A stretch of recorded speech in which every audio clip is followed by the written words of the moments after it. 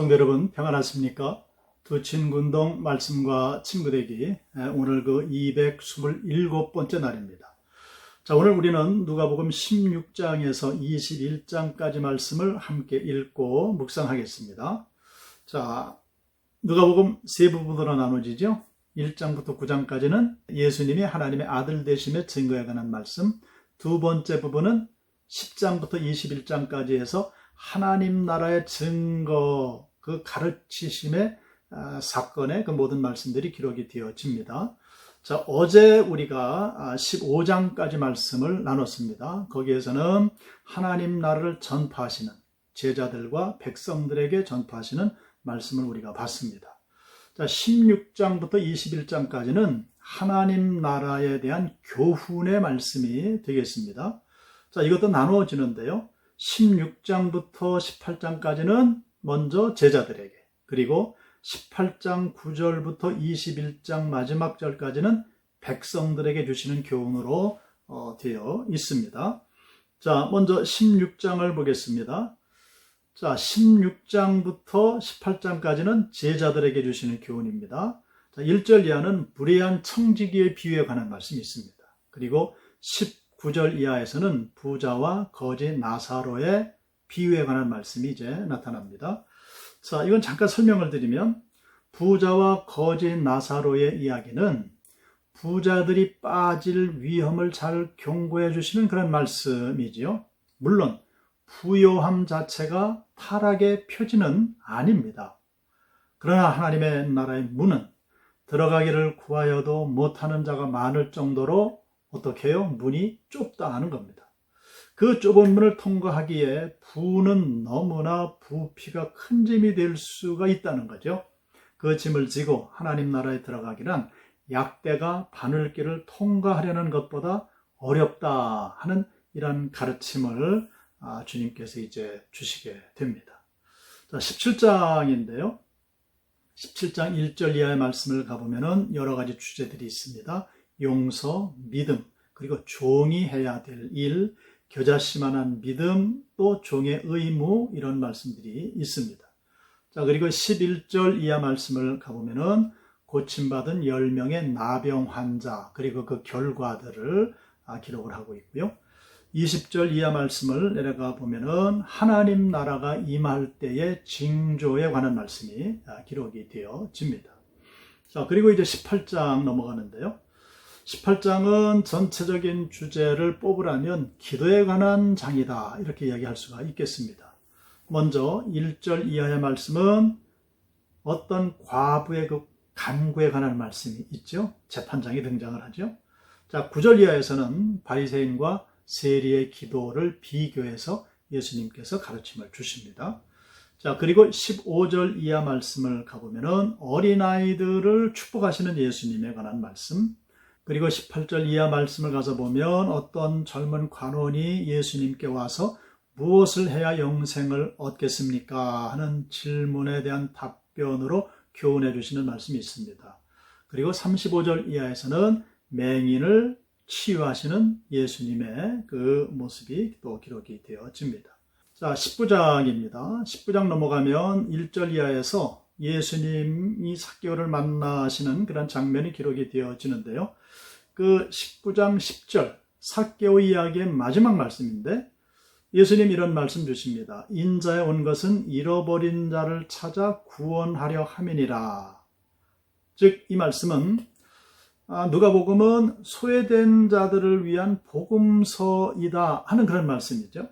그래서 예수님께서는 자신이 오신 목적 중에 또 하나는 잃은 자를 찾아 구원하려 함이라 라고 이 10절에서 밝히시는 그런 내용을 우리가 보게 되는 겁니다. 그리고 19장 11절 이하 말씀을 내려가 보면은 열 문화의 비유에 관한 말씀이 있습니다. 자, 이 말씀에서 제자들을 향해서 예수님은 하나님 나라의 미래성을 강조를 하시는 겁니다. 하나님 나라는 예수님의 초림으로 이미 이 땅에 임했지만은 아직 완성되지는 않았다는 거죠. 하나님 나라는 언제 완성이 되겠습니까? 예수님이 재림하시면. 자, 그래서 예수님의 가르침은 이렇게 이 하나님 나라는 이미 그리고 아직 이 사이에서 긴장 관계가 형성되어 있다는 것. 이 긴장 속에서 제자들이, 즉 우리가 어떻게 살아가야 하는가, 이 교훈을 우리에게 주시는 거죠. 그게 예수님의 가르침의 주안점이었습니다. 즉 예수님의 제자들은 이미 임한 하나님 나라를 현재적으로 누리고 맛보면서도 예수님 재림하신 이후에 미래에 있을 그 나라의 완성을 오늘 갈망하면서 기도에 힘쓰며 변함없는 믿음과 충성으로 살아가야 한다 하는 그런 가르침을 우리에게 주시고 있습니다. 자, 이 말씀을 마치신 이후에 28절 이하 말씀을 보면 예루살렘에 입성하시는 예수 그리스도, 그리고 45절 이하 말씀을 가보면은 예루살렘 성전에 입성하시는 예수 그리스도에 관한 기록이 나타나고 있습니다. 자, 그리고 20장입니다. 20장 1절 이하 말씀을 가보면은 예수님의 권위에 대한 논쟁이 있었죠. 예수님 그 예루살렘 성전을 청소를 하시니까 네가 무슨 권위로 이런 일을 하느냐 하는 이런 도전이 있었습니다. 그 권위에 대한 논쟁에 관한 말씀. 그리고 9절 이하에서는 포도원 농부의 비유가 있습니다. 그리고 19절 이하의 말씀에서는 그 유명한 가이사에게 바치는 세금, 그죠? 가이사의 것은 가이사에게, 하나님의 것은 하나님께 바치라 하는 말씀. 그리고 27절 이하 말씀을 가보면 이 사두개인들, 부활을 믿지 않는 사두개파 사람들과 부활 논쟁을 치르시는 그런 말씀이 기록이 되어집니다. 자, 예수님의 답변은 이것이죠. 38절에 하나님은 죽은 자의 하나님이 아니요 산 자의 하나님이시라. 하나님에게는 모든 사람이 살았느니라 하는 말씀을 예수님이 주십니다. 자, 그리고 20장 45절 이하 말씀을 내려가 보면은 서기관들을 삼가라, 즉 위선적인 외식하는 서기관들을 삼가라 하는 말씀을 주시는데요. 그 중에 46절로 47절 말씀 제가 읽어보겠습니다. 긴 옷을 입고 다니는 것을 원하며 시장에서 문안받는 것과 회당의 높은 자리와 잔치 윗자리를 좋아하는 서기관들을 삼가라. 그들은 과부의 가산을 삼키며 외식으로 길게 기도하니 그들이 더 엄중한 심판을 받으리라 하시니라. 아멘. 아주 엄한 경계의 말씀을 주시는 예수님을 만날 수가 있습니다. 자, 21장 말씀은 그 주제가 말세의 징조에 관한 가르침의 말씀을 이제 주시게 됩니다. 자, 1절 이하의 말씀은 두 렙돈을 헌금함에 넣은 과부의 헌금에 대한 진실된 의미에 대해서 가르침을 주시죠. 그리고 10절 이하 말씀을 가보면 환난의 징조, 마지막 말세에 일어날 일들에 대한 예언의 말씀을 주시고요. 그래서 어떻게 해야 된다고요? 34절 이하 말씀을 가보면 항상 기도하고 깨어 있으라 하는 말씀을 주십니다. 자, 21장 다시 한번 점검을 해보면요. 21장 5절부터 28절까지는 이른바 감람산 강화, 감람산에서 예수님의 가르침이라고 이야기를 하는데요. 예루살렘의 멸망, 그리고 종말, 그리고 재림에 관한 예언이 주어지고 있는데요. 자, 여기서 예언의 궁극적인 목적은 무엇인가? 미래 알아맞추기식이 아니라 현재 삶을 신앙으로 살도록 권면하는 데 그 목적이 있다는 겁니다. 그것이 예언의 궁극적인 목적이죠.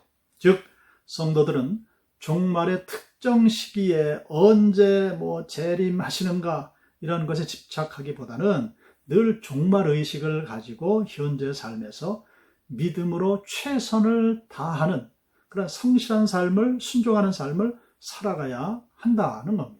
그래서 인내와 소망과 영적 각성이야말로 누가복음에서 제시된 종말신앙의 참된 요소들로 등장을 하고 있는 것입니다.